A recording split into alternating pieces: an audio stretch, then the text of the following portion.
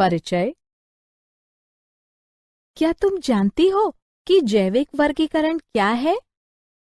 जीव विज्ञान में जैविक वर्गीकरण अथवा वैज्ञानिक वर्गीकरण एक विधि है जिसके द्वारा जीव विज्ञान जीवों को समूह एवं प्रकारों में बांटते हैं, जैसे कि वंश अथवा जाति। आधुनिक जैविकरण वर्गीकरण का मूल कैरोलस लिनियस के कार्यों में है, जिन्होंने जातियों को सामान्य भौतिक गुणों के अनुसार वर्गीकृत किया है। इस वर्गीकरण का संशोधन डार्विन के उत्तराधिकार के सिद्धांत से तालमेल बिठाने के लिए होता रहा है। उद्देश्य।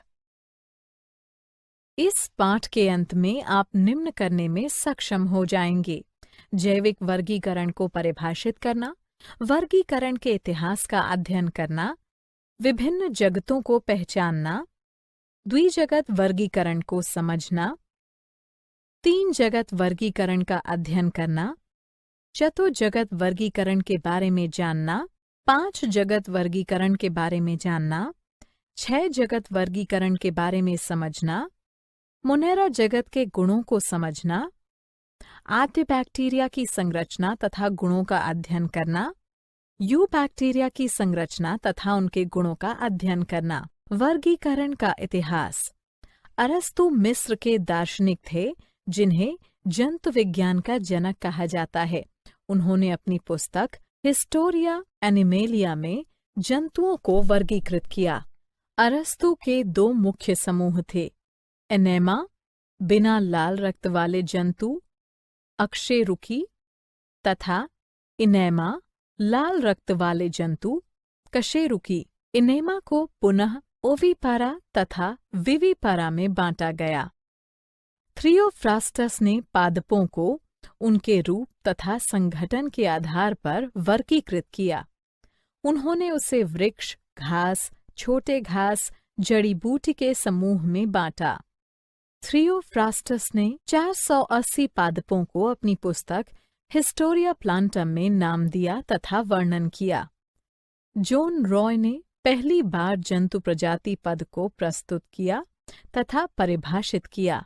उन्होंने अपनी हिस्टोरिया जेनेरेलिस प्लांटेरम में 18,000 से अधिक पादपों तथा जंतुओं का वर्णन किया तथा जंतुओं की पहचान के लिए शब्द विकसित किए। वर्गीकरण की आधुनिक पद्धति की शुरुआत 1758 ईस्वी में शुरू हुई, जब कैरोलस लिनियस ने अपनी पुस्तक सिस्टेमा नेचुरा के 10वें संस्करण को प्रस्तुत किया। उन्होंने सामान्य गुणों के आधार पर यह भी पहचाना कि विभिन्न प्रजातियों को वृहत्तर प्रकारों में वर्गीकृत किया जा सकता है, जिसे उन्होंने टैक्सॉन कहा। वर्गीकरण की पद्धति। जीवों के वर्गीकरण की भिन्न भिन्न विधियां हैं।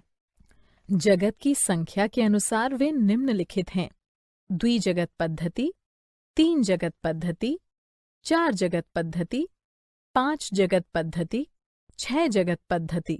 वर्गीकरण की द्विजगत पद्धति। अरस्तु के काल से ही जीव विज्ञान ने सजीव जगत को दो जगतों में विभाजित किया। वे हैं पादप तथा जंतु जगत। कैरोलस लिनियस ने भी सजीवों को दो भागों में विभाजित किया: जंतु के लिए एनिमेलिया तथा पादपों के लिए वेजिटेबिलिया। उस काल में दो जगत पद्धति बिल्कुल तर्कयुक्त था, क्योंकि पादप तथा जंतु स्पष्ट विभेदित हो सकते थे। वर्गीकरण की तीन जगत पद्धति। जर्मन प्रकृतिविद अर्नेस्ट हेकल ने 1866 ईस्वी में अपने जनरल मॉर्फोलॉजी डर ऑर्गेनाइजेशन में एक कोशिकीय प्रोटोजोआ तथा शैवाल को शामिल किया तथा तीसरा किंगडम प्रोटेस्टा को जन्म दिया। प्रोटेस्टा का अर्थ होता है सवों में प्रथम अथवा आदिकालीन। वर्गीकरण की चार जगत पद्धति। 1930 में फ्रांसीसी समुद्री जीव विज्ञानी एडवर्ड चैटन ने जीवों के दो प्रकारों, प्रोकैरियोट जिसमें केंद्रक का अभाव था तथा यूकैरियोट अधिक जटिल जीव जिसमें केंद्रक था, की पहचान की। 1938 में अमेरिकी जीव विज्ञानी हावर्ड एफ कोपलैंड ने चौथे किंगडम मोनेरा प्रोकैरियोटा को निर्मित किया, जिसे अब किंगडम प्रोकैरियोटा कहा जाता है। वर्गीकरण की 5 जगत पद्धति। 1969 में अमेरिकी परितंत्र विद रॉबर्ट एच हिट्टेकर ने प्रतिपादित किया कि फंजाई अन्य सूक्ष्म जीवों से काफी अंतर रखता है, जिससे उसे एक अलग किंगडम नाम दिया गया। इन्होंने वर्गीकरण की 5 जगत पद्धति को जन्म दिया। इसके अंतर्गत था मोनेरा, प्रोटेस्टा, फंजाई, प्लांटे पादप एवं एनिमेलिया जंतु। 5 जगत वर्गीकरण कोशिका की जटिलता, जीवों की जटिलता, पोषण के प्रकार तथा मुख्य पारितांत्रिक भूमिका पर आधारित है। विट्टेकर की योजना को सजीवों के तार्किक वर्गीकरण के रूप में आज भी व्यापक स्वीकृति मिली है। वर्गीकरण की 6 जगत पद्धति। हाल ही में वर्गीकरण की 6 जगत पद्धति को 3 सूक्ष्म जीव विज्ञानियों कार्ल वुएस, ओ कंडलर तथा M.L. व्हीलिस ने 1990 में प्रस्तावित किया। वुएस, कंडलर तथा व्हीलिस ने सभी जीवों को 3 मुख्य समूहों में प्रस्तावित किया, जिसे डोमेन या प्रांत कहा गया तथा जो किंगडम स्तर यूकैरिया, बैक्टीरिया तथा आर्किया से ऊपर था। वुएस की पद्धति में प्रांत यूकैरिया 6 जगत के 4 जगतों प्रोटिस्टा, फंजाई, पादप तथा जंतु जगत को शामिल करता है। अन्य 2 प्रांतों में से प्रत्येक में सिर्फ एक जगत है। प्रांत बैक्टीरिया में किंगडम यूबैक्टीरिया तथा प्रांत आर्किया में किंगडम आद्य बैक्टीरिया आते हैं। 5 जगत के गुण। कोशिका के प्रकार। कोशिका भित्ति, नाभिकीय झिल्ली, शरीर संरचना, पोषण के प्रकार। Kingdom Monera. किंगडम मोनेरा के अंतर्गत प्रोकैरियोटिक आता है। उनमें केंद्रक झिल्ली का अभाव होता है। वे प्लास्टिड्स, माइटोकॉन्ड्रिया तथा विकसित 9+2 स्ट्रैंड फ्लैजेला से वंचित होते हैं। मोनेरा की कोशिकाएं अति सूक्ष्म होती हैं। वे प्रायः एक कोशिकीय जीव होते हैं। पोषण के मुख्य प्रकार अवचूषण हैं, किंतु इनके कुछ समूह प्रकाश संश्लेषी अथवा केमोसिथैंक्टिक होते हैं। प्रजनन साधारणतः विखंडन अथवा मुकुलन द्वारा अलैंगिक होता है। प्रोटोसेक्सुअल घटना भी घटित होती है। अधिकांश जीवों में दृढ़ कोशिका भित्ति होती है। उदाहरण anabaena, nostoc, Oscillatoria, bacteria. Kingdom Monera अथवा प्रोकैरियोटा को 2 उपजगतों आद्य बैक्टीरिया तथा यूबैक्टीरिया में बांटा गया है। आद्य बैक्टीरिया। अधिकांश आद्य बैक्टीरिया स्वपोषी होते हैं। आद्य बैक्टीरिया अपने उपापचयी क्रियाओं को करने के लिए आवश्यक ऊर्जा रासायनिक ऊर्जा स्रोतों के ऑक्सीकरण से प्राप्त करते हैं, जैसा कि अवकारक गैसें अमोनिया, NH3, मीथेन, CH4 अथवा हाइड्रोजन सल्फाइड H2S, जिससे एक एमिनो अम्ल तथा प्रोटीनों का निर्माण होता है। आद्य बैक्टीरिया को 3 समूहों में बांटा गया है। मैथेनोजेन्स, थर्मोएसिडोफिलस, हैलोफिलस। मैथेनोजन अपनी उपापचयी क्रियाओं के परिणाम स्वरूप मीथेन का निर्माण करते हैं। ऑक्सीजन की उपस्थिति में मैथेनोजेन की मृत्यु हो जाती है। इस प्रकार वे दलदली तथा कच्छ क्षेत्र में पाई जाती है, जिसमें सभी ऑक्सीजन अन्य जीवधारियों द्वारा ग्रहण कर लिए जाते हैं जो इन वातावरणों में वास करते हैं। दलदलों और कच्छ की मीथेन गंध विशेषता का कारण मीथेनोजेन ही है। थर्मोएसिडोफिलस अत्यधिक गर्म तथा अम्लीय वातावरणों में वास करते हैं, जैसा कि गर्म झरने। कई थर्मोएसिडोफिलस हाइड्रोजन सल्फाइड को अपनी ऊर्जा स्रोत के रूप में प्रयोग करते हैं। हैलोफिलस अत्यंत लवणीय वातावरण में जीवित रहते हैं, जैसे ग्रेट सॉल्ट झील तथा मृत सागर, जो कि अत्यधिक क्षारीय वातावरण है। यूबैक्टीरिया। बैक्टीरिया की प्रोकैरियोटिक कोशिकाओं में एक बाह्य कोशिका भित्ति होती है जो प्लाज्मा झिल्ली को घेरता है, जो अंततः अक्षीय राइबोसोम से युक्त साइटोप्लाज्म को घेरता है। उनमें साधारणतः केंद्रक, क्लोरोप्लास्ट तथा माइटोकॉन्ड्रिया जैसे संलग्न अंगों की झिल्ली का अभाव होता है। डीएनए की वर्तुल स्ट्रैंड, जो कोशिका न्यूक्लियोइड के एक भाग में प्रायः कुंडलित होते हैं, एक क्रोमोसोम के रूप में काम करता है। उपापचयी क्रियाएं जैसे कि इलेक्ट्रॉन का स्थानांतरण तथा प्रकाश संश्लेषण प्लाज्मा झिल्ली में होता है, जो कभी कभी कोशिका के अंतरंग भाग की ओर मुड़ती है। बैक्टीरिया की सबसे सामान्य आकृति छड़ाकर, जिसे बैसिलाई गोलाकार, जिसे कोकाई तथा कॉर्कस्क्रू की आकार, जिसे स्पाइरला कहते हैं। बैक्टीरिया की कोशिका भित्ति में अद्वितीय पदार्थ पेप्टाइड होता है। ग्राम स्टैनिंग तकनीक बैक्टीरिया में कोशिका भित्ति रचना के 2 प्रकारों में भेद करता है, जो उन्हें ग्राम धनात्मक तथा ग्राम ऋणात्मक के रूप में वर्गीकृत करने में हमारे सहायक हैं। अनेक बैक्टीरिया गतिशील होते हैं तथा इनमें एक या अधिक फ्लैजेला होते हैं। यू बैक्टीरिया निम्न 8 प्रकार के होते हैं: एक्टिनोमाइसिस, कीमोऑटोट्रॉफ, साइनोबैक्टीरिया, एंटेरोबैक्टीरिया, ग्लाडिंग तथा मुकुलन बैक्टीरिया, स्यूडोमोनास, रिकेटिसियासिस तथा क्लेमाइडियास, स्पाइरोचैट्स। एक्टिनोमाइसिस बीजाणु उत्पन्न करने वाले जाल शाखित तंतुमयी ग्राम धनात्मक मृदा बैक्टीरिया हैं। कीमोऑटोट्रॉफ एक बैक्टीरिया है जो अपनी ऊर्जा अकार्बनिक रसायनों से प्राप्त करते हैं। साइनोबैक्टीरिया प्रकाश संश्लेषी बैक्टीरिया का एक रूप है जो समुद्री तथा स्वच्छ जल वातावरण में सामान्य गहरे पिगमेंट वाले होते हैं तथा प्रदूषित जलों में पुष्पण उत्पन्न करते हैं। एंटेरोबैक्टीरिया ग्राम ऋणात्मक छड़ाकार बैक्टीरिया है जो बीजाणु उत्पन्न नहीं करते हैं, प्रायः वायवीय परपोषी रोगवाहक होते हैं तथा ब्यूबोनिक प्लेग तथा हैजा उत्पन्न करते हैं। ग्लाइडिंग तथा मुकुलन बैक्टीरिया ग्राम ऋणात्मक होते हैं जो ग्लाइडिंग गति प्रदर्शित करते हैं। स्यूडोमोनास पोलर फ्लैजेला वाले ग्राम ऋणात्मक परपोषी हैं जो मृदा बैक्टीरिया का सामान्य रूप हैं तथा कुछ पादपों के रोगवाहक हैं। रिकेटिसियस तथा क्लेमाइडियस लघु ग्राम ऋणात्मक अंतरकोशिकीय परजीवी हैं जो मानव के रोगवाहक हैं।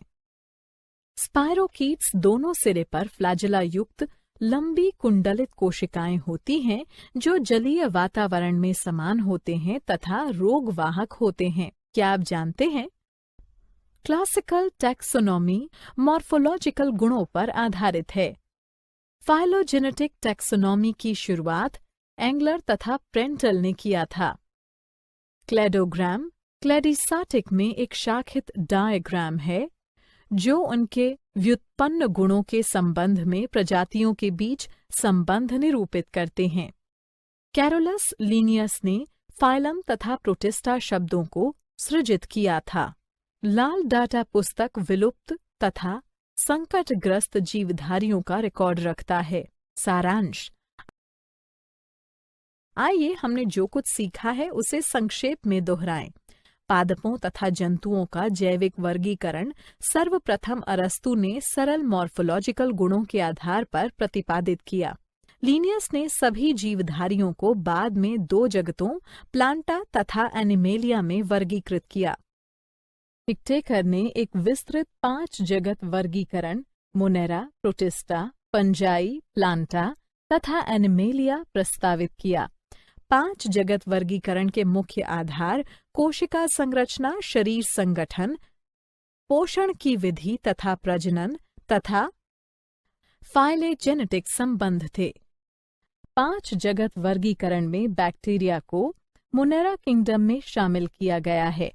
बैक्टीरिया वितरण में समकालीन है। परिचय। मीरा, जैसे कि हम पहले ही चर्चा कर चुके हैं कि आधुनिक जीव वर्गीकरण का मूल कैरोलस लिनियस के कार्यों में हैं, जिन्होंने प्रजातियों को उनके सामान्य शारीरिक विशेषताओं के अनुसार वर्गीकृत किया। 5 किंगडम वर्गीकरण के अनुसार सजीवों को निम्न समूहों में वर्गीकृत किया गया है: मोनेरा, प्रोटिस्टा, कवक, पादप और जंतु। हम पहले ही मोनेरा जगत के बारे में चर्चा कर चुके हैं। अब हम प्रोटिस्टा तथा कवक के बारे में चर्चा करेंगे। उद्देश्य: इस पाठ के अंत में आप निम्न करने में सक्षम हो जाएंगे: किंगडम प्रोटिस्टा के गुणों को समझना। प्रोटिस्टा के तहत क्राइसोफाइट, डाइएनोफ्लैजिलेट्स, यूग्लिनोइड्स, स्लाइम मोल्ड्स और प्रोटोजोन्स के गुणों का पता लगाना। किंगडम कवक के गुणों को समझना। फाइकोमाइसीड्स, एस्कोमाइसेट्स, बेसिडियोमाइसेट्स और ड्यूटेरोमाइसीड्स के गुणों को समझना। Kingdom protista. प्रोटिस्टा यूकेरियोटिक सूक्ष्म जीवों का विविध समूह है। सभी एक कोशिकीय यूकेरियोटों को प्रोटिस्टा के अंतर्गत रखा जाता है, लेकिन इस जगत की सीमाएं अच्छी तरह से परिभाषित नहीं हैं। प्रोटिस्टा शब्द को सर्वप्रथम अर्नस्ट हैकल ने 1866 में प्रयोग किया था। प्रोटिस्ट या तो एक कोशिकीय हैं या वे बिना विशेष ऊतकों के बहुकोशिकीय सरल संगठन हैं। ये सरल कोशिकीय संगठन प्रोटिस्ट को अन्य यूकेरियोटों जैसे कि कवक, जंतु और पौधों से अलग करता है। यूकेरियोट होने के कारण प्रोटिस्ट कोशिका के शरीर में सुपरिभाषित नाभिक और अन्य झिल्ली युक्त अंग होते हैं। कुछ में फ्लैजिला या सिलिया होते हैं। प्रोटिस्ट कोशिका संलयन और युग्मनज गठन की प्रक्रिया द्वारा अलैंगिक और लैंगिक प्रजनन करते हैं। प्रोटिस्ट जल जैसे कि किसी भी तरल वातावरण में रह सकते हैं। शैवाल जैसे कई प्रोटिस्ट प्रकाश संश्लेषक होते हैं और प्लवक के रूप में विशेष रूप से समुद्र जैसे परितंत्र में महत्वपूर्ण प्राथमिक उत्पादक होते हैं। अन्य प्रोटिस्ट जैसे कि किनेटोप्लास्टिड्स और एपिकोम्प्लेक्सा मानवों में मलेरिया और नींद की बीमारी जैसे गंभीर रोगों के लिए जिम्मेदार हैं। उन्हें प्रोटिस्ट के तहत क्राइसोफाइट, डाइएनोफ्लैजिलेट्स, यूग्लिनोइड्स, स्लाइम मोल्ड्स और प्रोटोजोन्स में विभाजित किया जा सकता है।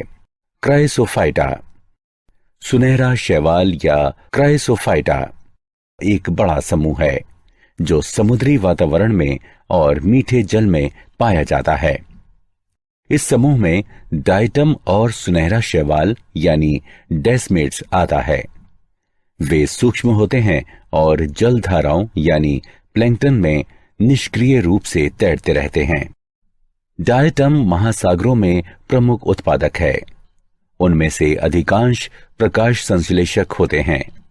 डाइटम में कोशिका भित्ति 2 पतली अतिव्यापी गोले का निर्माण करती हैं, जो एक दूसरे में साबुन और इसके बॉक्स के रूप में समाये होते हैं। दीवारें सिलिका के साथ समाई होती हैं और इस तरह से दीवारें अविनाशी हैं। डाइएनोफ्लैजिलेट्स। डाइएनोफ्लैजिलेट्स फ्लैजिलेट प्रोसिस्ट के बड़े समूह हैं। उनमें से लगभग आधे प्रकाश संश्लेषक होते हैं और डाइटम के बाद यूकेरियोटिक शैवाल के सबसे बड़े समूह का निर्माण करते हैं। अधिकांश समुद्री प्लावक होते हैं, लेकिन वे सामान्यतः मीठे जल में भी वास करते हैं। उनकी कोशिकाओं में उपस्थित पिगमेंट्स के कारण वे पीले, हरे, भूरे, नीले या फिर लाल दिखाई देते हैं।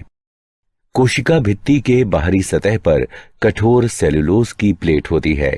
उनमें से अधिकांश के 2 फ्लैजिला होते हैं, जो प्लेटों की भित्ति कुंड में एक अनुदैर्ध्य और दूसरा उसके लंबवत होते हैं। यूग्लिनोइड। यूग्लिनोइड फ्लैजिलेट्स समूह के सबसे प्रसिद्ध समूह हैं। जो सामान्यतः कुछ समुद्री और एंडोसिम्बियोटिक सदस्यों के साथ मीठे जल में पाया जाता है, विशेष रूप से जब ये कार्बनिक पदार्थों से भरपूर होते हैं। कोशिका भित्ति के अलावा उनमें प्रोटीन युक्त परत होती है जो झिल्ली यानी पेलिकल कही जाती है तथा जो उनके शरीर को लचीला बनाती है। उनमें 2 फ्लैजिला, एक छोटी और एक लंबी होती है। अधिकांश यूग्लिनोइड में क्लोरोप्लास्ट होते हैं और प्रकाश संश्लेषण द्वारा ऊर्जा का उत्पादन करते हैं, लेकिन अन्य फेगोसाइटोसिस या विसरण द्वारा ग्रहण करते हैं। हालांकि सूर्य के प्रकाश की उपस्थिति में वे प्रकाश संश्लेषक होते हैं, किंतु सूर्य के प्रकाश की अनुपस्थिति में अन्य छोटे जीवों का शिकार कर वे परपोषी की तरह व्यवहार करते हैं। दिलचस्प बात यह है कि यूग्लिनोइड के पिगमेंट्स उच्चतर पौधों में विद्यमान पिगमेंट्स के समान होते हैं। उदाहरण यूग्लिना। अवपंक कवक। अवपंक कवक मृतपोषी प्रोटिस्ट है। अवपंक कवक कवक के सदृश जीव हैं जो प्रजनन के लिए बीजाणु का उपयोग करते हैं। कुछ अवपंक कवक के जीवन चक्र के दौरान वे जिलेटिन के हिस्से के रूप में प्रतीत होते हैं, इसलिए इसका नाम अवपंक है।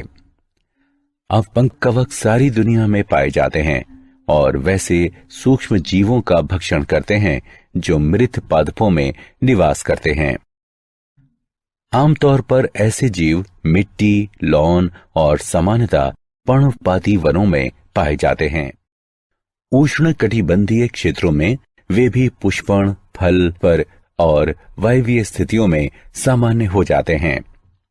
उदाहरण पेड़ के मंडप में, शहरी क्षेत्रों में वे गीली घास पर या गटर में कवक पत्ती में भी पाए जाते हैं। अधिकांश अवपंक कवक कुछ सेंटीमीटर के भी छोटे होते हैं, लेकिन कुछ प्रजातियां आकार में कई वर्ग मीटर और द्रव्यमान में 30 ग्राम तक पहुंच सकती हैं। कई के रंग पीले, भूरे और सफेद होते हैं। पृथ्वी के समशीतोष्ण क्षेत्रों के वनों में प्राकृतिक रूप से एवं कक्षाओं और प्रयोगशालाओं में सबसे अधिक पाए जाने वाले अवपंक कवकों में पीले फायसारम पोलीसेफ्लम है। प्रोटोजोअन। प्रोटोजोआ या कोर्नेलियस प्रोटोजोअन को ग्रीक शब्द से लिया गया है, जिसमें प्रोटॉन का अर्थ प्रथम, जोआ यानी जंतु है।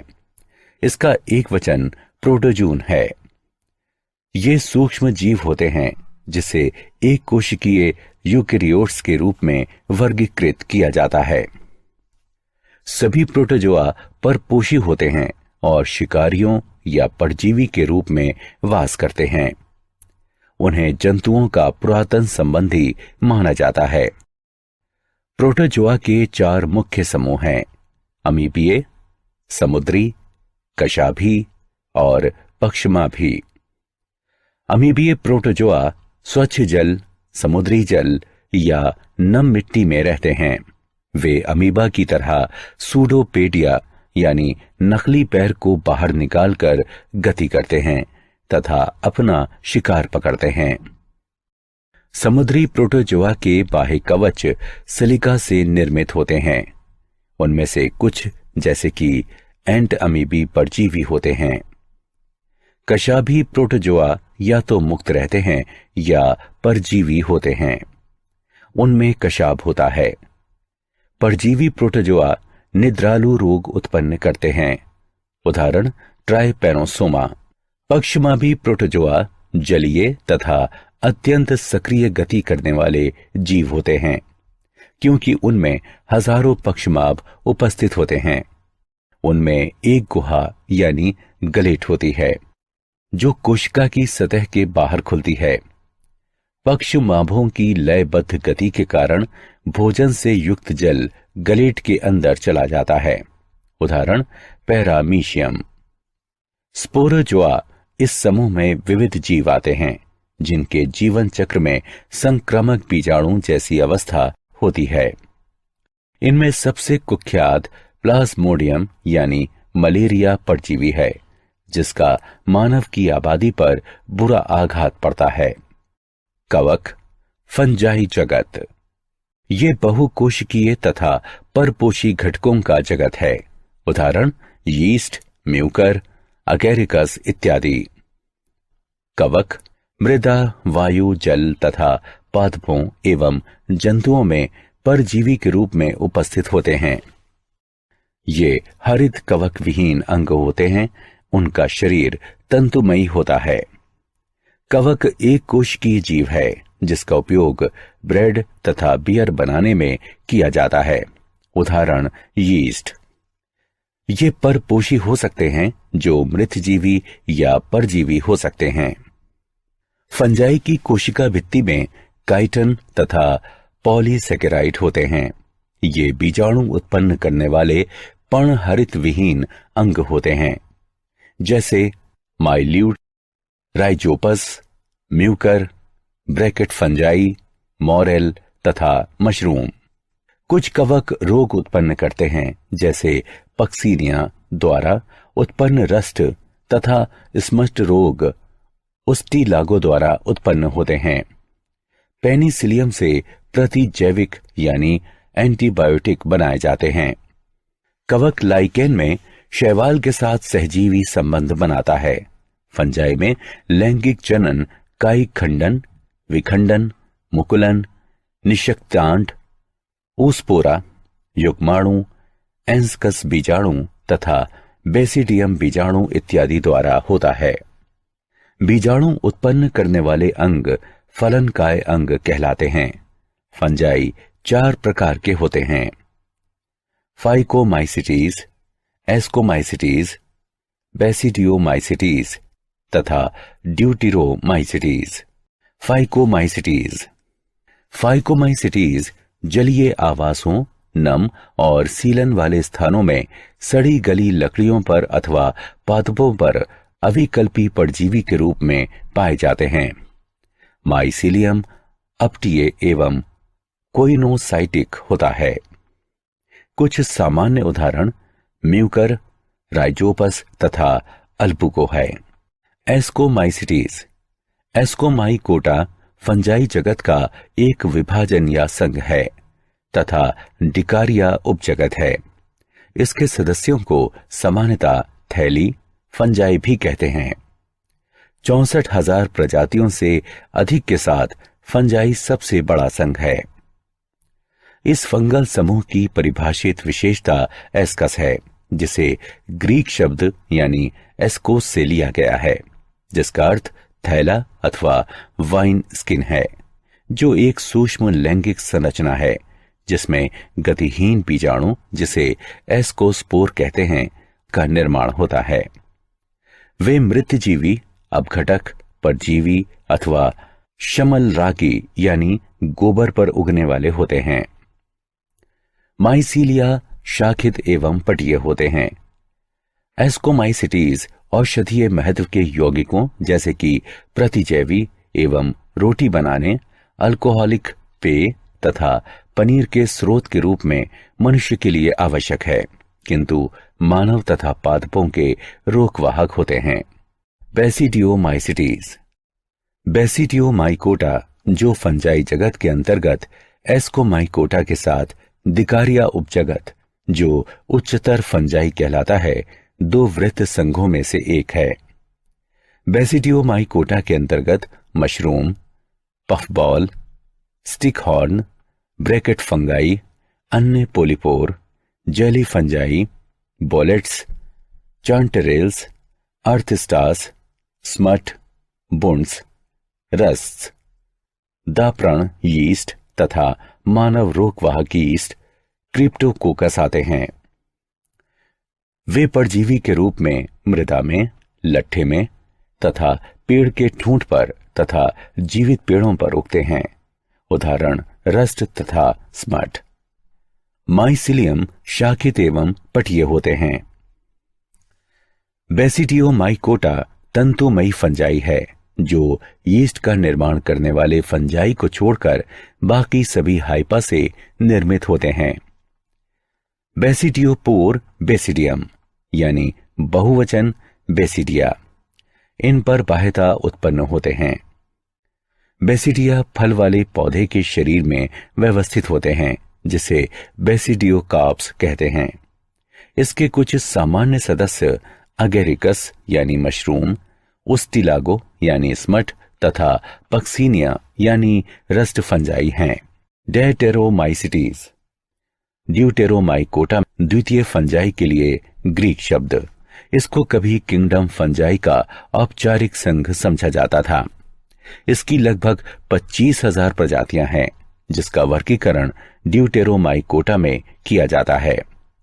फंजाई इम्परफेक्टी अथवा इम्परफेक्ट फंजाई, जो ड्यूटेरोमाइकोटा के नाम से जाना जाता है, फंजाई है। वैसे फंजाई जो प्रतिजैविक पेनिसिलिन को उत्पन्न करते हैं तथा जो एथलीट फूट तथा यीस्ट में संक्रमण उत्पन्न करते हैं, इम्परफेक्ट फंजाई हैं। इसके कुछ सदस्य मृतजीवी अथवा परजीवी होते हैं, जबकि उनमें से अधिकांश कूड़े का विघटक होते हैं, जो द्रव्य चक्रण में सहायता करते हैं। इसके कुछ उदाहरण उल्टरेनिया, कोलेटोट्राइकम तथा ट्राइकोडर्मा हैं। क्या आप जानते हैं, कार्ल वूज ने सन 2000 में कहा, इस ग्रह पर जीवन की अतुल्य विविधता, जिसमें कि अधिकांश सूक्ष्म जीव हैं, को एक विकासवादी फ्रेमवर्क में अच्छी तरह समझा जा सकता है। कार्ल वूज ने नवंबर 2000 में विज्ञान का नेशनल मेडल जीता। प्रोटिस्टा के वर्गीकरण का आधार उसके अंगों का चलन है। गोल्डफस ने एक कोशिकीय प्रोटिस्ट जीवधारियों को प्रोटोजोआ नाम दिया। सारांश। आइए हमने जो कुछ सीखा है उसे संक्षेप में दोहराएं। बैक्टीरिया पोषण की विधि में स्वपोषी अथवा परपोषी हो सकते हैं। किंगडम प्रोटिस्टा में सभी एक कोशिकीय यूकेरियोट्स जैसे कि क्राइसोफाइट्स, डाइएनोफ्लैजिलेट्स, यूग्लिनाइट्स, अवंपक कवक तथा प्रोटोजोआ शामिल होते हैं। प्रोटिस्ट में परिभाषित नाभिक तथा अन्य झिल्ली से जुड़े अंग होते हैं। वे अलैंगिक तथा लैंगिक दोनों प्रकार से प्रजनन करते हैं। किंगडम फंजाई के सदस्य संरचना तथा वास में बहुत विविधता दर्शाते हैं। अधिकांश फंजाई पोषण के अपने ढंग में मृतजीवी होते हैं। इस किंगडम के अंतर्गत 4 वर्ग फाइकोमाइसिटीज, एस्कोमाइसिटीज, बेसिडियोमाइसिटीज तथा ड्यूटेरोमाइसिटीज आते हैं। परिचय। हमने किंगडम मोनेरा, प्रोटिस्टा तथा कवक यानी फंजाई के बारे में पहले ही चर्चा कर ली है। अब हम शेष जगत के बारे में अध्ययन करेंगे। हाँ, वे सब पादप तथा प्राणी के अंतर्गत आते हैं। हम लोग वायरस, विरोइड्स तथा लाइकेनों की भी चर्चा करेंगे। उद्देश्य। इस पाठ के अंत में आप निम्न करने में सक्षम हो जाएंगे: पादप जगत के गुणों के बारे में जानना, प्राणी जगत के गुणों को समझना, वायरस की संरचना तथा गुणों को जानना, विरोइड्स के बारे में जानना, लाइकेनों की संरचना, गुणों तथा कार्यों को जानना। पादप जगत। पादप जीवित जंतु होते हैं जो पादप जगत के अंतर्गत आते हैं। पादप कोशिकाएं हरित लवक युक्त यूकेरियोटिक संरचनाएं होती हैं तथा कोशिका भित्ति मुख्यतः सेल्यूलोज की बनी होती है। पादपों में शैवाल, ब्रायोफाइट्स, टेरिडियोफाइट्स, अनावृत बीजी तथा आवृत बीजी पुष्प आते हैं। उनमें चिर परिचित जीव जैसे कि वृक्ष, जड़ी बूटियां, झाड़ियां, घास, लताएं, फर्न, काई तथा हरे शैवाल आते हैं। पादपों का वैज्ञानिक अध्ययन पादप विज्ञान कहलाता है। अब तक लगभग 2,87,655 प्रजातियों की पहचान हुई है, जिनमें 2,58,650 पुष्पीय तथा 18,000 ब्रायोफाइट्स हैं।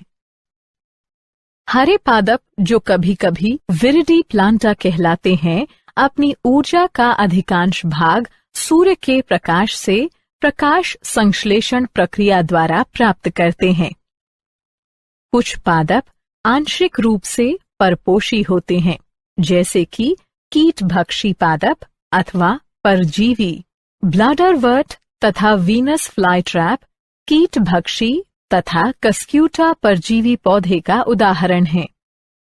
पादपों के जीवन चक्र की दो भिन्न अवस्थाएं होती हैं: द्विगुणित बीजाणु उद्भिद तथा अगुणित युग्मकोद्भिद, जो आपस में एकांतर है। यह घटना पीढ़ी एकांतरण कहलाती है। प्राणी जगत। प्राणी एनिमेलिया अथवा मेटाजोआ जगत के अधिकांश बहुकोशिकीय यूकेरियोटिक जीवों के मुख्य समूह हैं। जब उनमें विकास हुआ, उनका शरीर अंततः दृढ़ हो गया, यद्यपि कुछेक के उनके जीवन काल में परिवर्तन की क्रिया जारी रही। अधिकांश प्राणी गतिशील हैं, अर्थात वे सतत व स्वतंत्र रूप से गति कर सकते हैं। प्राणी परपोषी होते हैं। इसका अर्थ है कि उसे जीवित रहने के लिए अन्य जीवों का अंतर्ग्रहण करना आवश्यक है। वे प्रत्यक्षतः व अप्रत्यक्षतः भोजन के लिए पादपों पर आश्रित हैं। वे अपना भोजन एक अंतःगुह में पचाते हैं तथा अतिरिक्त भोजन को ग्लाइकोजन या वसा के रूप में संचित करते हैं। पोषण का उनका रूप होलोजोइक है, जो भोजन के अंतर्ग्रहण द्वारा होता है। जीवाश्म से प्राप्त आंकड़े में अनेक प्राणी संघ समुद्री प्रजातियों के रूप में कैम्ब्रियन विस्फोट के दौरान लगभग 542 मिलियन वर्ष पहले प्रकाश में आए। इस जगत का गुण परपोषी यूकेरियोटिक जीवों द्वारा दर्शाया जाता है, जो बहुकोशिकीय होते हैं तथा जिनकी कोशिकाओं में कोशिका भित्ति का अभाव होता है। वे एक नियत वृद्धि पैटर्न का अनुसरण करते हैं तथा जो वयस्क अवस्था धारण करते हैं, जिनका आकार एवं आकृति निश्चित होती है। वायरस, विरोइड्स तथा लाइकेन्स। वायरस जीवों का सरलतम रूप है। वे अकोशिकीय होते हैं। विरोइड्स छोटा एकल स्ट्रैंडेड वर्तुल आरएनए अणु है, जो उच्च पादपों को दूषित करते हैं। लाइकेन जटिल जीव हैं, जिसमें प्रकाश संश्लेषी साझेदार फोटोबायोन्ट अथवा पाइकोबायोन्ट, प्रायः हरे शैवाल, सामान्यतः ट्रेबॉक्सिया अथवा साइनोबैक्टीरियम, सामान्यतः नोस्टॉक के साथ कवक माइकोबायोन्ट का जैविक संयोजन होता है। वायरस। वायरस, जो एक लैटिन शब्द है जिसका अर्थ टॉक्सिन यानी जहर है, एक लघु संक्रामक एजेंट है जो केवल अन्य जीवों की कोशिकाओं के अंदर वृद्धि कर सकते हैं। वायरस अकोशिकीय जीव हैं, जिसकी पहचान जीवित कोशिका के बाहर उपस्थित निष्क्रिय रवे के समान संरचना से की जाती है। वायरस जंतुओं तथा पादपों से लेकर बैक्टीरिया तथा आर्किया सभी प्रकार के जीवों को संक्रमित करता है। वायरस ऑब्लिगेट परजीवी है। प्रोटीन के अतिरिक्त वायरस में जेनेटिक पदार्थ होते हैं जो या तो आरएनए या डीएनए होते हैं। किसी भी वायरस में आरएनए तथा डीएनए दोनों नहीं होते हैं। वायरस जो पादपों को संक्रमित करते हैं, उनमें एकल स्ट्रैंड आरएनए होते हैं और जंतुओं को संक्रमित करने वाले वायरस में एकल या द्विस्ट्रैंड आरएनए या डीएनए होते हैं। बैक्टीरियल वायरस अथवा बैक्टीरियोफेगस वायरस जो बैक्टीरिया को संक्रमित करते हैं, प्रायः द्विस्ट्रैंड डीएनए वायरस होते हैं। प्रोटीन आवरण जो कैप्सिड कहलाता है, लघु उप इकाइयों अर्थात कैप्सोमर्स से बने होते हैं, जो न्यूक्लिक अम्ल को सुरक्षा प्रदान करता है। ये कैप्सोमर्स हेलिकल या पॉलीहेड्रल ज्यामितीय रूप में व्यवस्थित होते हैं। वायरस गलकंड चेचक, हर्ब्स तथा इन्फ्लुएंजा जैसी बीमारियों को उत्पन्न करते हैं। मनुष्यों में एड्स भी वायरस द्वारा उत्पन्न होता है। पादपों में इसकी पहचान मोज़ैक निर्माण, पत्तियों में मोड़ व कटाव, पीलापन, बौनापन तथा अवरुद्ध वृद्धि से होती है। विरॉइड्स। लगभग 30 भिन्न प्रकार के विरॉइड्स की पहचान की गई है, जिनमें वायरस से भिन्न आरएनए के नग्न अणु पाए जाते हैं। विरॉइड्स पादप पैथोजन हैं, जिनमें प्रोटीन आवरण रहित अत्यधिक पूरक वर्तुल एकल स्ट्रैंड वाली आरएनए की लघु पट्टी कुछ 100 न्यूक्लियोबेस होती हैं, जो वायरस के लिए विशिष्ट हैं। सबसे छोटा 220 न्यूक्लियोबेस ScRNA, छोटा साइटोप्लाज्मिक आरएनए, चावल से जुड़े पीले मोटल सोब्मोवायरस RNMV को खोजा गया है। यह देखने में आरएनए मुक्त था। इसमें प्रोटीन आवरण का अभाव था, जैसा कि वायरस में पाया जाता है, इसलिए इसका नाम विरॉइड्स दिया। विरॉइड्स के आरएनए का आणविक द्रव्यमान अल्प था। थियोडोर ऑटो डायनर ने विरॉइड्स की खोज की तथा इसे ये नाम दिया। वे 1971 में मैरीलैंड में कृषि अनुसंधान सर्विस में एक पादप रोग विज्ञानी थे। विरॉइड्स आरएनए किसी भी प्रोटीन के लिए कोड नहीं होता है। प्राकृतिक यांत्रिकी में आरएनए पॉलीमरेज द्वितीय शामिल होता है, जो आमतौर पर डीएनए से मैसेंजर आरएनए के संश्लेषण से संबंधित एंजाइम होता है, जो रोलिंग सर्कल को उत्प्रेरित करने के बजाय विरॉइड्स के आरएनए को टेम्पलेट के रूप में उपयोग कर नए आरएनए का संश्लेषण करता है। आलू के स्पिंडल ट्यूबर विरॉइड्स PSTVD की पहचान सबसे पहले की गई थी। अब तक लगभग 33 प्रजातियों की पहचान की गई है।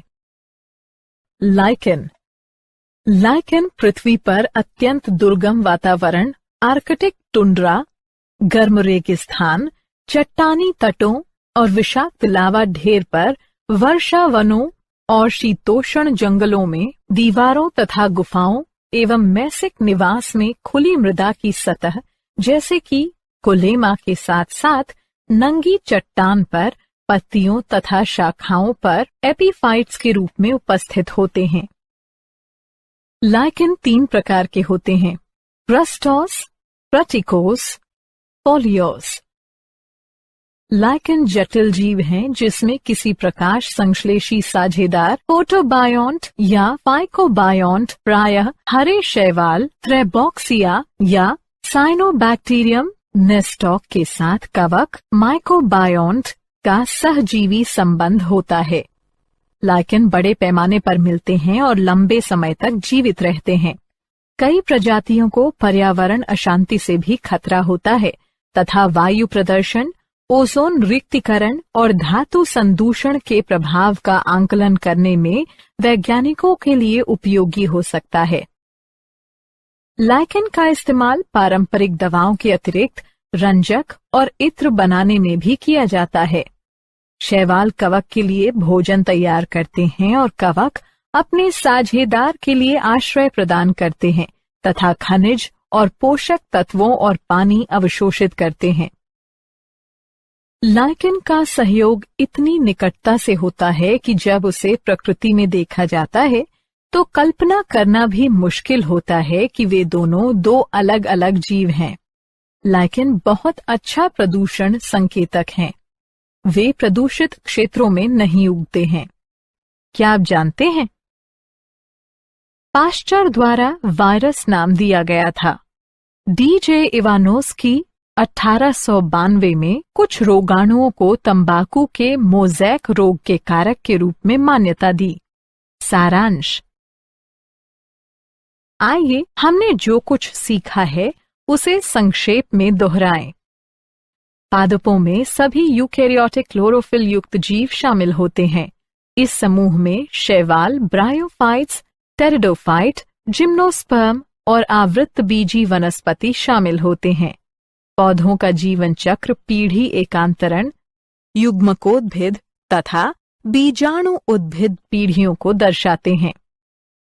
कोशिका भित्ति विहीन परपोषी यूकेरियोटिक बहुकोशिकीय जीवों को किंगडम एनिमेलिया में शामिल किया जाता है। इन जीवों के पोषण के प्रकार होलोजोइक हैं। वे ज्यादातर लैंगिक रूप से प्रजनन करते हैं। वे वायरस और विरोइड्स के साथ साथ लाइकन जैसे कुछ अकोशिकीय जीवों को वर्गीकरण के 5 जगतों में शामिल नहीं किया जाता है।